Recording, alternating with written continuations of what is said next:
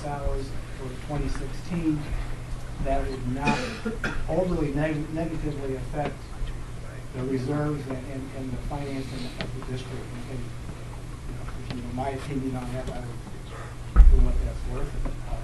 I would lay that out for you.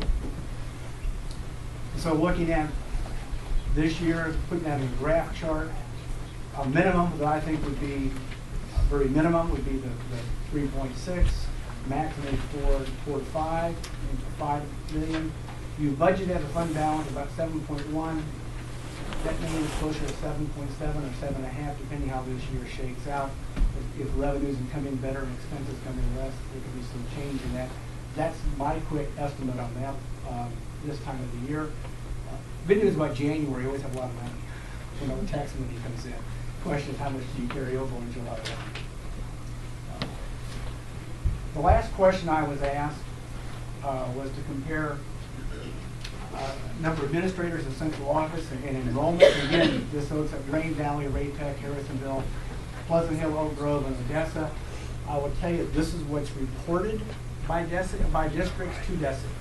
So if districts aren't reporting accurately, I can't help that. Also, this is the certified employees. If somebody works in central office and they're not considered a certified employee, they would not show up on this count. I will give you an example. Some CFOs in districts have an accounting degree but aren't certified teachers. They would not be on that list because they wouldn't be a certified central office employee. So with that caveat, without making a lot of phone calls and getting lists, and this was actually only as of 2014 and didn't have the 2015 list in yet. So you can see the numbers up there speak for themselves, and the enrollment numbers of the number of students that are in that district. But that was a piece of information somebody asked as a comparison. That's great. It's a lot thrown at you in a shorter bit of time. I'm happy to answer any questions that you might have. So at 5.50, you had mentioned at 550,000.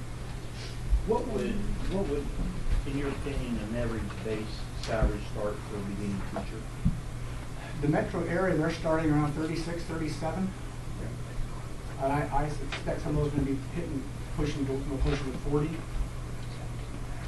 I think Lee Summit's looking at maybe 1,500 on the base starting next year. Of course, Lee Summit has a larger tax. Well, it's all relative. Yeah. They get very little state money also. Right. So it's all relative to your funding stream, I get. This document really is, there's 24 school districts, 3 of them being in Kansas, who are at the 4-page document. I will walk you can read that, it speaks for itself. If you want to find Harrisonville to the bottom line, those are 24.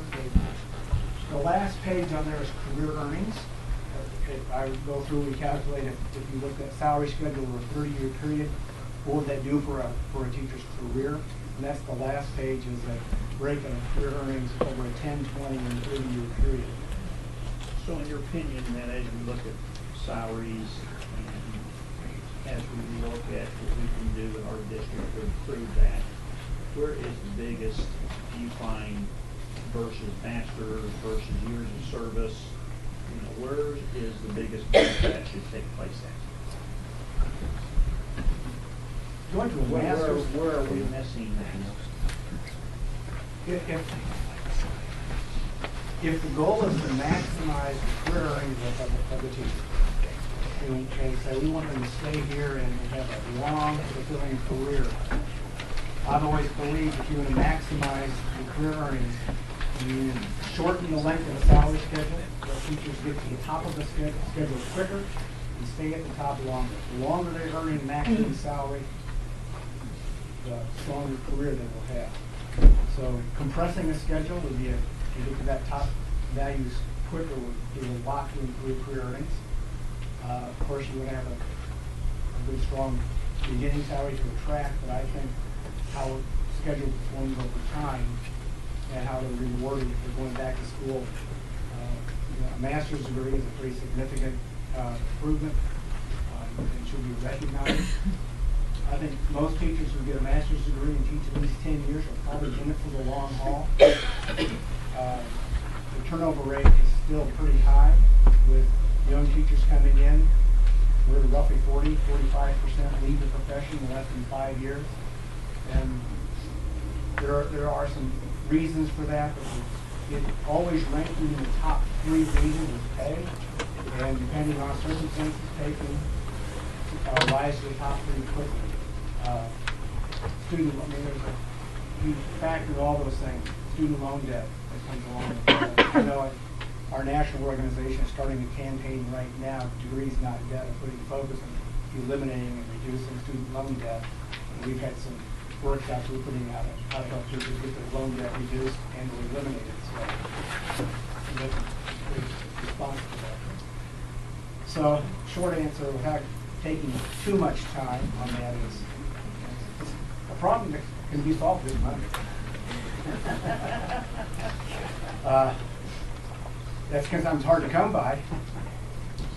But it's really maybe looking at the budget, what are the priorities? And when you really focus on what the priorities are once you accomplish, you can then structure a budget around that strives to meet those. And for all employees, they all do great work, and this is a testament to the good work that is being done. We need communities that can full support. And thanks for being here, for taking an interest in your district. In a lot of school board meetings, and there's nobody here. So it's always great when the community is here to support. Whatever the reason, they're here because you care because you're here. That's all it's important. So, any other questions? We appreciate all this information. We are going to do a budget workshop in March. Mr. Swanson prepared all these figures for us from public data without any cost to us, so we really appreciate it. We will be studying these. If you want my contact,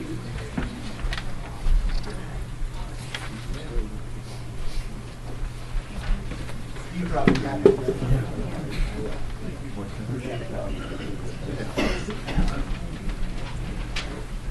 You do all the budget stuff. Why don't you just read that's my full budget analysis and puts those out. That's about 10 pages, which more than overload. Thank you for your time. Thank you.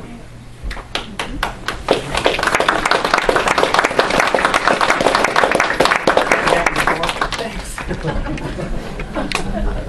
I will point out, I think it might be a typo on your salary schedule. I think in Masters plus 20 column, step 25, I believe, is a typo. I don't think you want to pay somebody less in year 25 and doing 24. I think that should be 55,000. But that's what's published, but I just reading through that, haven't caught my eyes going, it's probably a typo in there. I hope that is. and not a... Susie had caught that before. Off the website? Yes. 54 through 54. Probably should be 55. The math adds up to 55, fitting in the schedule. I'm just FYI. That's what you guys think of here. So MS-20.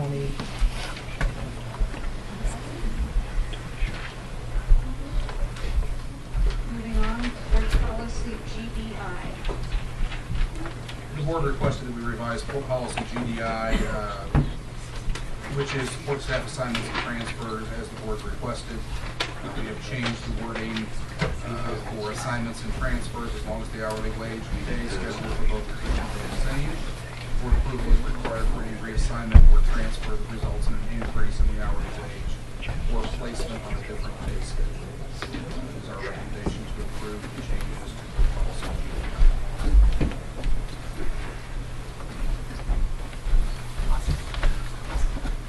We appreciate the changes made to that policy to clarify it further for the board. Is there a motion to approve the revisions to board policy GDI as presented?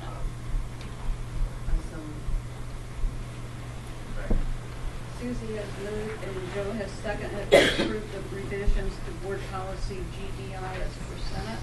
Any questions, comments? All those in favor say aye. Aye. Opposed? Motion passes. Going on to board policy INC. And I will let Dr. Ryan explain this. Again, this is how the legislature affects.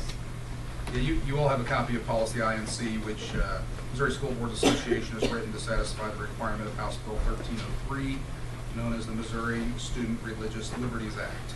Every school district must adopt a policy about student speakers and religious speech. This policy is addressed as number 22 on DESE's items not waived checklist, which is due February 28th. Mind you, we just got these updates last week from MSBA. So it is the recommendation that we accept the policy INC as presented from the Missouri School Boards Association. Marvin has moved and Chad has seconded to approve board policy INC as presented by MSBA in order to meet the requirements of House Bill 1303. All those in favor say aye. Aye. Those opposed, motion passes. Okay. Scheduling a March work session. It's the recommendation to establish a March 19th work session beginning at 8 p.m. And that was the time that worked for most all board members at that time. And then Okay.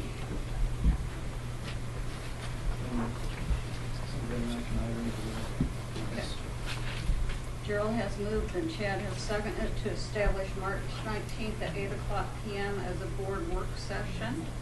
Any questions or comments? All those in favor say aye. Aye. Opposed, like sign. Motion passes. Okay. yes, we'll be there. Either here or downstairs. Okay. Dr. Ryan? I am requesting permission from the board to teach 2 courses for the University of Central Missouri, which I've taught for multiple years. One of them is a secondary school administration class this spring. The second is a school law class for UCM this summer. Simply recommending your permission to teach the courses for UCM.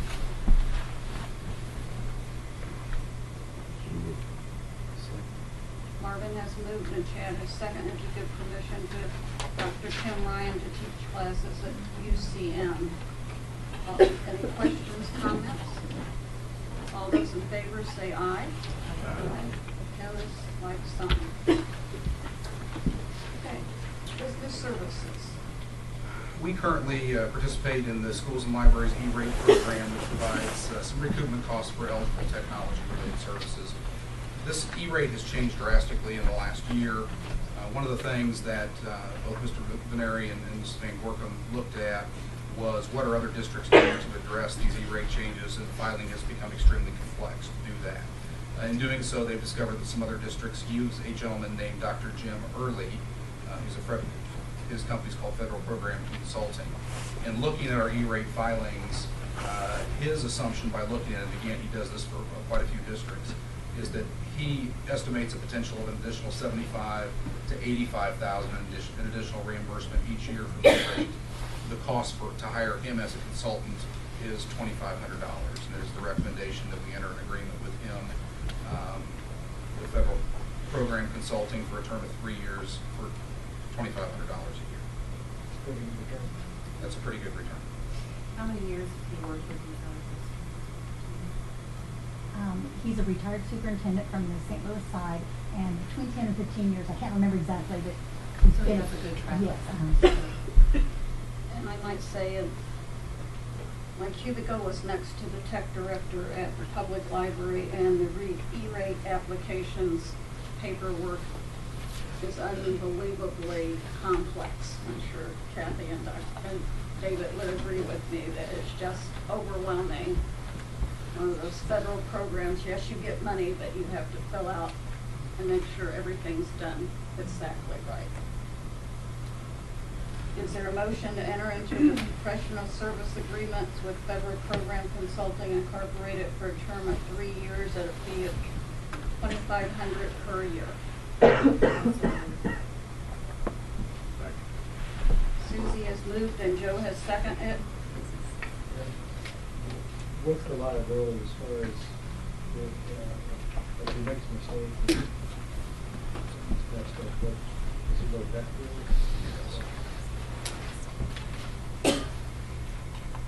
That That's stated in his service agreement, the deed that we've attached. Good question. Any other questions or comments? Susie has moved and Joe has seconded to enter into a professional service agreement with Federal Program Consulting Incorporated for a term of 3 years at a fee of $2,500 per year. All those in favor say aye. Aye. Opposed, like sign. Motion passes. And thank whoever found this person who has the potential of obtaining more revenue for our district. Thank you. Okay.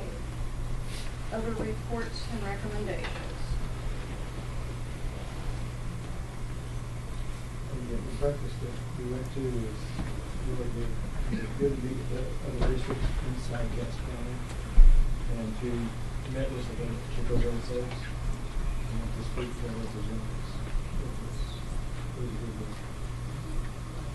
How many districts are actually offering lunches now that the children can't pay? How many districts are doing it? It was very good.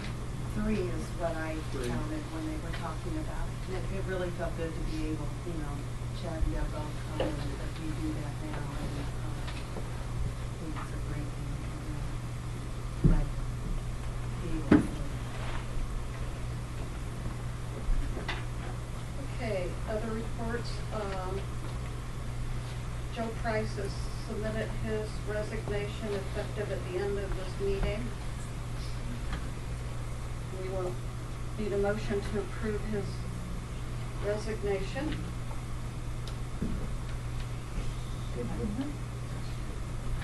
So moved.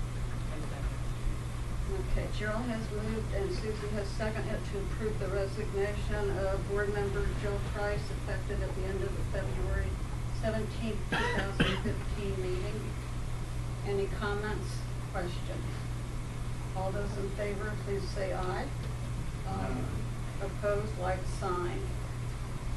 Ms. Brady, given that there's only one board meeting before the election, given that there is insufficient time before the election to follow the procedure specified in board policy BBE filling vacancies, on that recommendation that I move that the board not select an individual to serve in Joe Price's office, which is formerly Jeff Riddell's seat, but rather wait for a candidate to be elected to the office in the April election.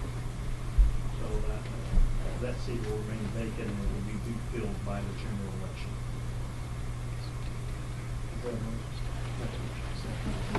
Okay. Gerald has moved and Chad has seconded that we will leave the seat vacant for the month, or 2 months until the April election when the term expires and will be filled by election. Any questions or comments? All those in favor say aye. Aye. Opposed, like sign. And at the conclusion of Deb's resignation, I apologize to Susan. She had this all ready for me and I shuffled tables around. Susan will notify the papers tomorrow that we have a vacancy on the board. We will be accepting letters that will be directed to Susan Bricker, the Secretary of the Board of Education, between February 18th and March 4th to fill this position. This is Deb's seat, and I was confused about this, so I had Susan type it out for me so I could explain it to everybody else. For the April 2015 election, applicants could file beginning on December 16, 2014, and filing concluded on January 20th, 2015. Since the opening of Deb's seat was not announced until during the meeting on January 20th, the opening could not be advertised as legally required for the April 2015 election per board policy BBB, along with the fact that filing for the April 2015 election had officially closed by the time of her announcement. Therefore, the Board of Education will vote to fill this seat until the election in April of 2016, when the opening of a one-year seat will be advertised, along with the normal 3-year seats available. Again, we will be accepting applications from February 18th through March 4th for Dev's vacant seat. And there have been some questions about the size of our legal bills. One of the reasons is that all of this is new ground, and we're trying to do it legally. So on this kind of thing, we have to consult with our school attorneys in order to make sure that everything is being done according to the law. And, you know, layperson me, I would have thought we could have had her elected, her replacement elected at the April election. It looked to me like there was enough time, but fortunately, the lawyers know a lot more than I do, and so that's the reason we're not doing it that way. So anything else I've forgotten to discuss? Okay. Is there a motion for adjournment? Huh? Okay, a motion to adjourn and reconvene in closed session. Okay, Joe has moved and Susie has seconded that we adjourn from the public meeting and re-meet in closed session. I know that's worded. Okay. Comments, questions? All those in favor, say aye. All closed. Susie? Going out to work for 3 years. So how you doing? I'm doing great. Sorry what happened to you.